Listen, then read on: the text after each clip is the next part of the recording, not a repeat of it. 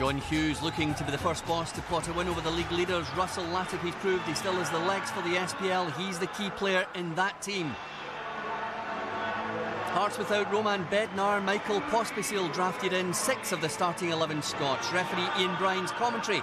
Jock Brown with Mark Hakely. Russell Latapy takes possession instantly.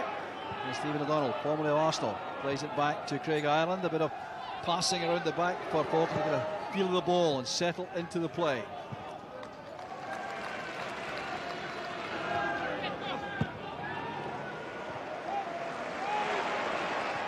This is McAllister looking for Hartley, and he was barged into from the back by Kenny Milne. It was really a rather rash challenge that by Milne. Hartley thought he was fouled. Played along by Lima. Good play by O'Donnell. This is Latapy. Well, was there a foul there? Webster into the back of Darryl Duffy. That was a reckless challenge by Webster.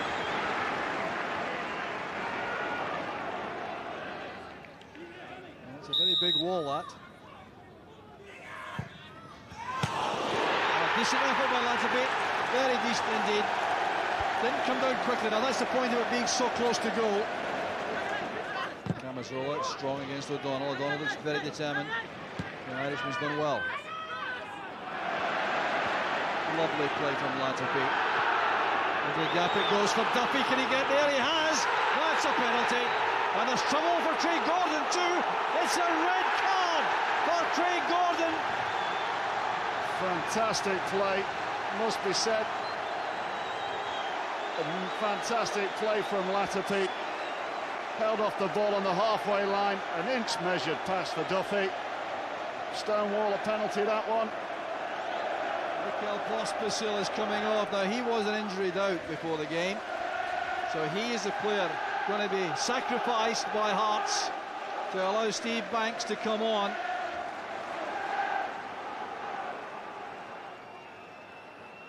So it's Duffy against Banks. That's a good penalty kick.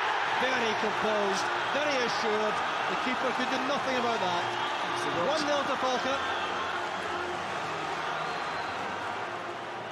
Awkward here for Presley. Duffy's in behind them. A great chance for Falkirk for the second. Very well blocked by Steve Banks in goal, but Hearts were certainly exposed. Now it's with Camazola.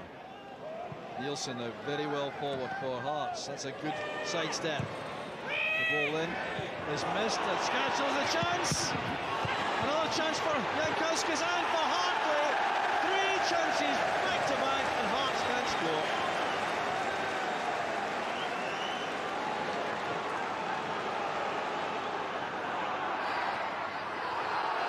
The chance for Duffy. He broke off Presley. It's gone in. It's a second goal for Falkirk, and the fates are not smiling on Hearts. It's that pace again, Jock. That blistering pace from Duffy. Got Stephen Presley under all sorts of pressure. Latapy picks out Laurie. He wants a runner ahead of him. Thompson delivers. Good running by Thompson. The block was made by Banks. And a very good attempt there by O'Neill on the rebound.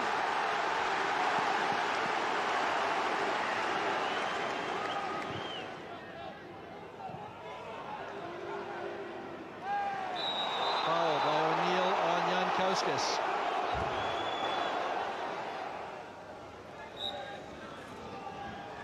Scatchell and Hartley over the ball. Scatchell takes it. It's a good ball in, and it's turned in by Presley. It's a goal back for Hearts. They're back in the match.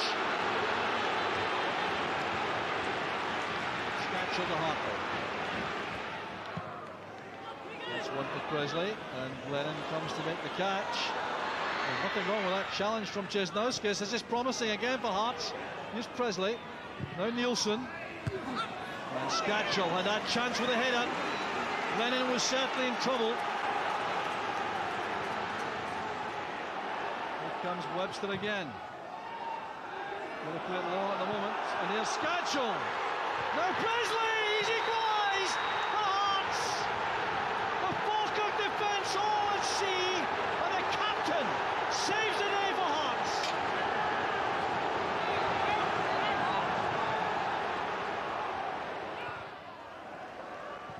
O'Neill now, wide for Moutinho. Here's Moutinho again. Oh, he's done well. Moutinho! Oh, he could have snatched it at the end. What a good piece of play by the Portuguese striker. You know, I just felt there was a little bit heebie-jeebies, is that the right word, coming to us in the second half. And I've just told you the reason why, that because we were beating Hearts 2-0 and 1 or 2 of them went and we forgot to pass the ball. Stephen, have you claimed the match ball? No, it was a bizarre hat-trick, you know, one in the wrong end and two in the right end, but, you know, I thought we showed fantastic spirit today. 2-0 down to 10 men, you know, people would have thought we're dead and buried, but we showed great togetherness and great spirit. Andy, will that feel like a victory for Hearts? Yeah, I think in the circumstances, Jim, it's a point gained rather than 2 dropped. And I think Stephen Presley's right. It is great mental strength, and they'll need plenty of that because everybody wants to beat them now, and especially at the business end of the season. Once you get into February and March, questions like that will be asked of Hearts all the time. Craig, you saw them against Rangers at Tynecastle. Were you impressed? Very impressed, yes, and equally impressed there, just with the clips I've seen. But I thought it was an outstanding game they played against Rangers, and Hearts, for all the acclaim they're getting, are modest about it. In particular, George Burley, I hear him saying, keep our feet in the ground, you know, a third will do us. Now, that's the old psychological trick. I think George would hope for better. Actually, they proved they had a bit of steel about them Well, yesterday. yeah, I mean, they're going to lose games, they're going to have setbacks, but I think the cynics have been waiting for them to collapse. Now, I wasn't at the game, I was at Easter Road as this was happening, and there was a little bit of crowing going on when they heard they'd lost a goalie, down to 10 men, 2 behind. And you don't need to be at the game. All you need to do is look at these statistics and say, this is a team that isn't going to collapse. Might not win a league, but they're certainly not going to collapse. Andy, let's have a look at the penalty incident which started Falkirk on their way yesterday. Referee Ian Brines didn't seem to have any doubt at all about this. What about you? I think you got it spot on. I think it was fantastic play, first of all, from Russell Latipe. But I don't think there's any doubt that had he gone past Craig Gordon, he would have been able to get the ball into the net. So it's a clear and obvious goal-scoring opportunity, and unfortunate for Popsicle that he had to be taken off, but good penalty. You didn't call him Popsicle, did you? No, I didn't. You meant to say Pospisil, of course. Craig, there was a great chance for Hearts to get back into the game, into the second half. In fact, it was a triple chance. Various players having a pop here, but just no luck at all. Exactly. Well, this typifies Hearts. You know, they throw men forward when they get the opportunity, and there we have 3 great chances. Scatchell first. That's it, yes. That's a good hit from Scatchell's left foot, his favoured left foot, and Paul Hartley just stuck in below his foot there. Otherwise, I think he would have scooped it into the net. Now, I think there's a lack of understanding there between Stephen Presley and the replacement keeper, you know, Banks. Now, I'm quite sure had Craig Gordon still been in goal, that goal wouldn't have taken place. They would have managed to avert that, because the understanding is great, involving the back two, Webster and Presley with the goalkeeper. Without a doubt, Archie, there may have been crowing at Easter Road, but not once this happened. Hearts getting right back into the match with 2 goals. Well, snap, crackle and pop, no question at all about that. And the way that he came back in particular, I mean, he pops up out of nowhere twice. First of all, that way.